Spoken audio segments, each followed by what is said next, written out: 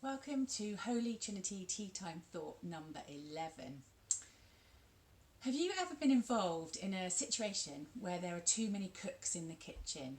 When everyone has a great idea for a project or a decision, but no one is prepared to listen to the others or consider that their idea is not the best one? Or even during lockdown, when you're walking along a path and someone is walking towards you and you can sense that they will not stop and move to the side to let you pass because they expect you to. These are examples that are very familiar to me. I experience this at work and sometimes at home and sometimes when I'm out running or even walking in Bembridge. It sometimes sparks an irritation or a frustration in you that feels like you're stuck between a rock and a hard place. There's no backing down and apparently no room for compromise.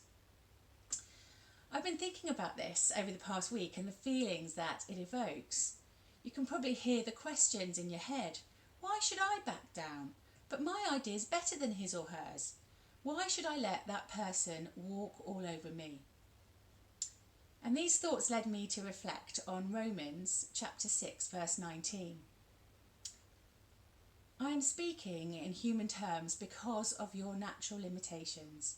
For just as you once presented your members as slaves to impurity and to greater and greater iniquity, so now present your members as slaves to righteousness for sanctification.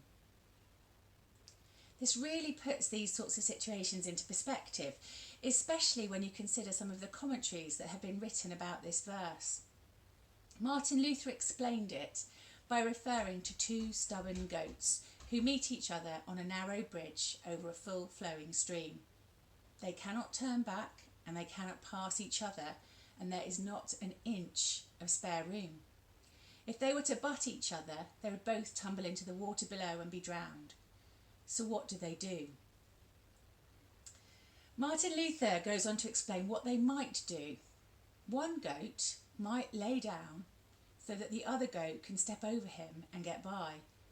Once the walking goat has passed safely on his way, the other will rise and continue on his journey. This way they both get where they want to go safely and without friction or fight.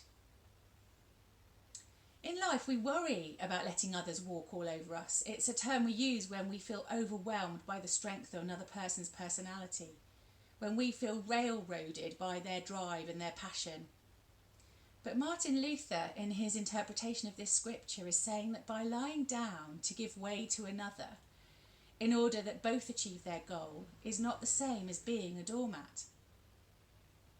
Nothing Jesus ever did can be considered weak or helpless. In strength and power, he laid down his life for us. His example teaches us that we must be willing to prostrate ourselves for others to follow his example.